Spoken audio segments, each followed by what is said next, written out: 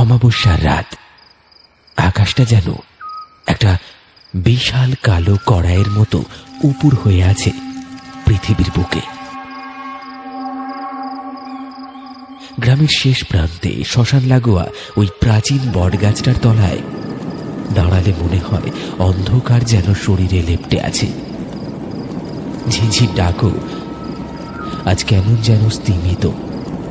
বাতাস ভারী, আর সেই ভারী বাতাসে ভাসে ছাতিম ফুলের এক তীব্র মিষ্টি গন্ধ। লণ্ঠনের আলোটা কাঁপছে।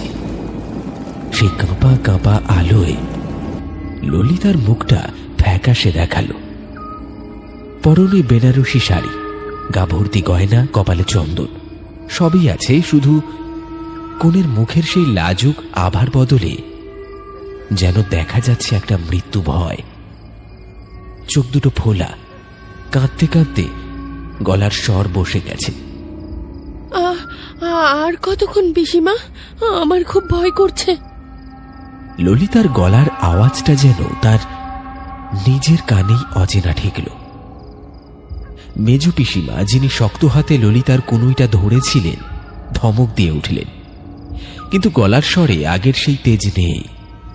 বরং তিনিও যেন চারপাশের পরিবেশ দেখে কিছুটা কুঁকড়ে গেছেন।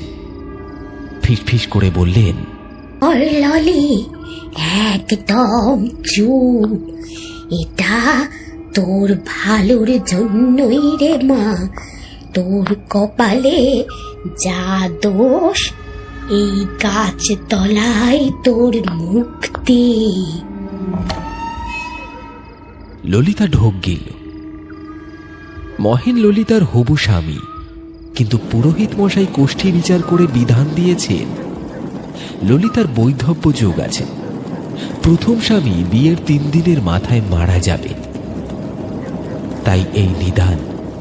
গাছ বিয়ে, রক্তমাংসের মানুষের আগে এই প্রাচীন বট হবে তার প্রথম স্বামী। তারপর তার কুঠারের আঘাতে সেই স্বামীকে খণ্ড বিখণ্ড করে ললিতার দোষ কাটাতে হবে। ভাবলেই ললিতার গাটা গুলিয়ে উঠছে। পুরোহিত হরিপদ চক্রবর্তী মহাশয় গাছতলায় আসন পেতে বসেছে। সামনে যজ্ঞের কুণ্ড, কিন্তু আগুনটা বারবার তো পড়ছেন ঠিকই, কিন্তু তার কপালে বিন্দু বিন্দু ঘাম। এই গাছটাকে গ্রামের কেউ ভালো চোখে দেখে না। দিনের বেলাতেও এর তলায় কেউ একটা দাঁড়ায় না। মা লক্ষ্মী, লগ্ন যে বয়ে যায়, এসো এসো, এগিয়ে এসো। পুরোহিত মশাই তাড়া দিলেন। তার গলাটা একটু কাঁপল। ললিতা এক পা এগোতেই থমকে গেল।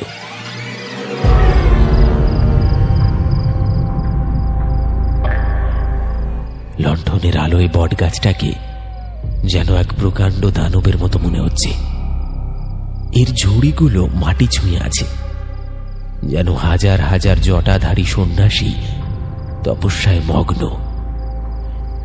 গুঁড়িটা এত মোটা যে 10 জন মানুষ হাত ধরাধরি করেও নাগাল পাবে না। আর সেই গুঁড়ির খাঁজে খাঁজে জমে আছে হাজার বছরের অন্ধকার। আমি পারবো না পিসিমা। পিসিমা জোর করে তাকে ঠেলে দিলেন সামনের দিকে। পাগলামি করিস না। মহেনকে বাঁচাতে চাস তো? নে, এই মালাটা হাতে নে। ললিতার হাতে রজনীগন্ধার ভারী মালাটা ধরিয়ে দেওয়া হলো।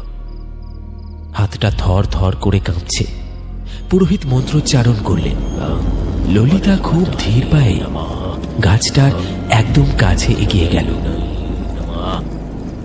গাছের গা থেকে কেমন একটা ভ্যাপসা পুরনো গন্ধ আসছে। অনেকটা পুরনো সিন্দুক খুললে যেমন গন্ধ বেরোয় তেমন।